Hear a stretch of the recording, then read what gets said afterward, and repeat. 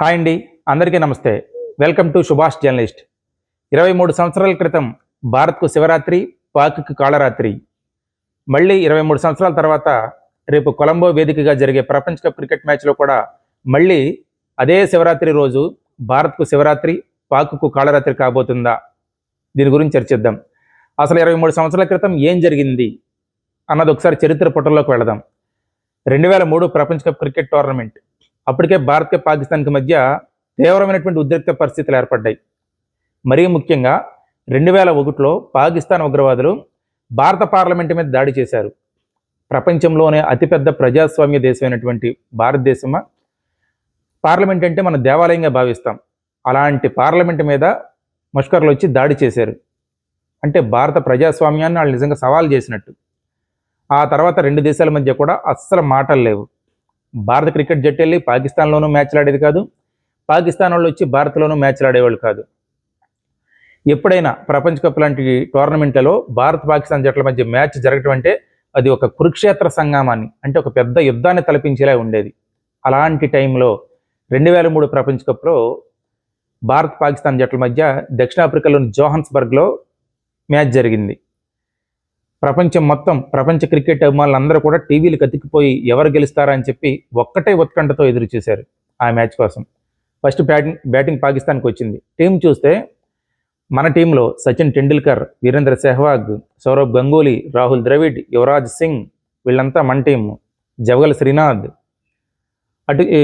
అటు చూస్తే పాకిస్తాన్కి బౌలింగ్ చూస్తే సయీద్ అన్వర్, వీళ్ళంతా బ్యాటింగ్ బాగానే ఉన్నా అసలు పాకిస్తాన్ బౌలింగ్ చూస్తే ప్రపంచంలోనే అత్యంత దుర్భేద్యమైన పేస్ బౌలింగ్ ఆ రోజున. వసీం అక్రమ్, వకార్ యూనస్, షోయబ్ అఖ్తర్, అబ్దుల్ రజాక్, అసలు వీళ్ళ నలుగురు పేర్లు వింటేనే ఒక విధమైనటువంటి భయం. First batting Pakistan. Opener Saeed Anwar century చేశాడు.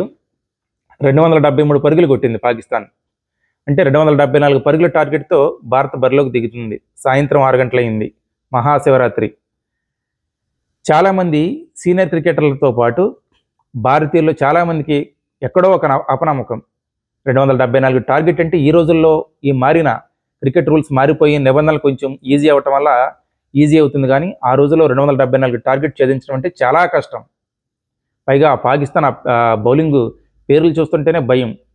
వసీం అక్రమ్ బౌలింగ్ ఎలా ఉంటుందో, షోయబ్ అఖ్తర్ బౌన్సర్లు ఎలా ఉంటాయి, వకార్ యూనస్ యార్కర్లు ఎలా ఎదుర్కోవాలి, అబ్దుల్ రజాక్ మీడియం ఫేస్ ఎలా ఉంటుంది, సచిన్ సెహ్వాగ్ ఆడతారా, ప్రతి ఒక్కరికి ఇదే. 6 గంటలకు అందరూ టీవీలకు అతికిపోయి ఇష్టదైవాలకు ప్రార్థించడం మొదలుపెట్టేశారు. యావత్ 100 కోట్ల మంది పైన ఉన్నటువంటి భారతీయులందరూ కూడా టీవీలకు అతికిపోయారు. కప్పు వచ్చినా రాకపోయినా పర్లా, ఈ మ్యాచ్లో పాకిస్తాన్ ఓడించాలి, ఇదే లక్ష్యంతో ఉన్నారు. భారత్ సెహ్వాగ్, సచిన్ ఓపెనింగ్ మొదలైంది. 5 ఓవర్లు అయ్యేసరికి 53 పరుగులు. అప్పర్ కట్తో సచిన్ టెండూల్కర్, సెహ్వాగ్ ఇద్దరు కూడా వకార్ యూనస్, షోయబ్ అఖ్తర్ బౌలింగ్ని చీల్చి చెండాడేశారు. 5 ఓవర్లు అయ్యేసరికి 53, అంటే 32 బంతుల్లోనే ఇండియా 50 కొట్టేసింది. అదే 73 బంతుల్లోనే 100 పరుగులు వచ్చినాయి. ఆ మ్యాచ్లో పాకిస్తాన్ 100 రన్స్ కొట్టడానికి 142 బాల్స్ ఆడింది, కానీ ఇండియాకి 72 బంతుల్లోనే 73 బంతుల్లోనే 100 పరుగులు వచ్చేసాయి. దీన్ని బట్టి సచిన్ సెహ్వాగ్ విధ్వంసం ఏ స్థాయిలో ఉందో అర్థం చేసుకోవచ్చు. అయితే 55 రన్స్ దగ్గర వకార్ యూనస్ బౌలింగ్లో సెహ్వాగ్ అవుట్ అయ్యాడు.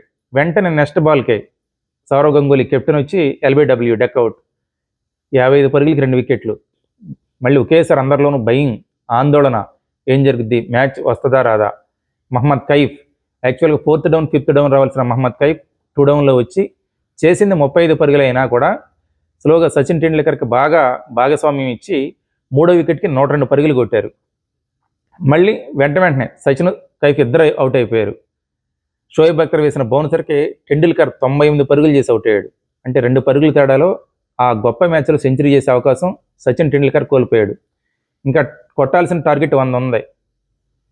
యువరాజ్ సింగ్, రాహుల్ ద్రవిడ్ గ్రీజ్లో ఉన్నారు. వీళ్ళిద్దరు అవుట్ అయితే వెనకమాల ఒక దినేష్ మోంగే ఒక్కడే బ్యాట్స్మెన్. మ్యాచ్ గెలుస్తామా గెలమా, మళ్ళీ అందరికీ టెన్షన్, అందరిలోనూ ఒకటే భయం. యువరాజు, ద్రవిడ్ వికెట్ పడకుండా 45 ఓవర్లో కొట్టేశారు లక్ష్యం. యావత్ భారతదేశం మొత్తం బాణసించ మోత మోగిపోయింది. యువకులందరూ రోడ్ల మీదకి వచ్చేసి ఒక రేంజ్లో సంబరాలు చేసుకున్నారు. నిజంగా భారత ప్రపంచ కప్పు కొట్టేసినంత సంబరాలు చేసుకున్నారు. అంత తీవ్రమైనటువంటి ఉత్కంఠతో జరిగింది మ్యాచ్. నాకు బాగా గుర్తు, నేను డిగ్రీ చదువుతున్నా. అంటే క్రికెట్తో సంబంధం లేని ముసలివాళ్ళు కానీ, 55-60 సంవత్సరాలు ఉన్నటువంటి మా అమ్మమ్మలో వీళ్ళు కూడా భారత్ గెలవాలని చెప్పి ప్రార్థనలు పూజలు చేశారు ఆ రోజున. అంటే ఏ స్థాయిలో ఈ మ్యాచ్ యావత్ భారతదేశం మీద ప్రభావం చూపించిందో అర్థం చేసుకోవచ్చు.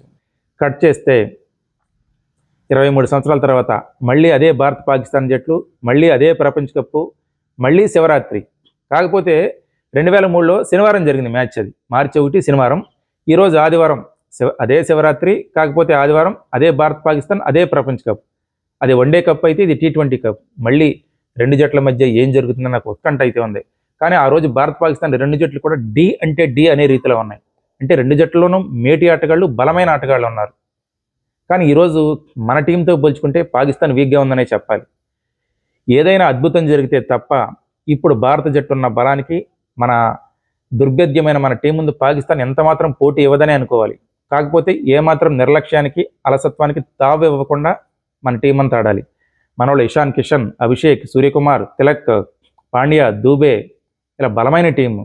కానీ పాకిస్తాన్లో ఆ రోజు వసీం అక్రమ్, వకార్ యూనిస్, సయీద్ అన్వర్, షోయబ్ అఖ్తర్, అబ్దుల్ రజాక్, అజర్ మహమ్మద్ వీళ్ళతో పోల్చుకుంటే, మెయిన్ ఖాన్ వీళ్ళతో పోల్చుకుంటే ఈరోజు కనీసం భారత టీంతో పోటీ ఇచ్చే ఆటగాళ్ళు ఎవ్వరూ లేరు.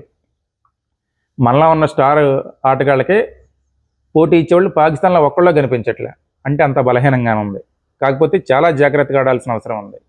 మరి యావత్ భారతదేశంలో ఉన్నటువంటి క్రీడాకారులతో పాటు 140 కోట్ల మంది భారతీయుల ఆశల్ని రేపొద్దున మన టీం ఎలా నెరవేరుస్తుంది, భారత జట్టు ఎలా గెలుస్తుంది అనేది అందరం ఉత్కంఠతో ఎదురు చూద్దాం.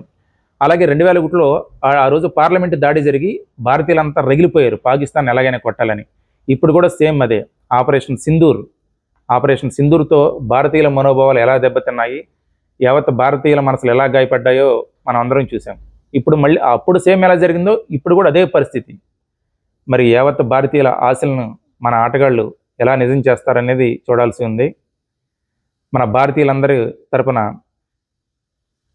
టీమిండియా ఘన విజయం సాధించాలని చెప్పి ముందుగానే శుభాకాంక్షలు తెలియజేద్దాం. నా వీడియో నచ్చినట్లయితే లైక్ చేసి కామెంట్ చేయడంతో పాటు ప్రతి ఒక్కరూ నా ఛానల్ సబ్స్క్రైబ్ చేసుకోండి. Thank you.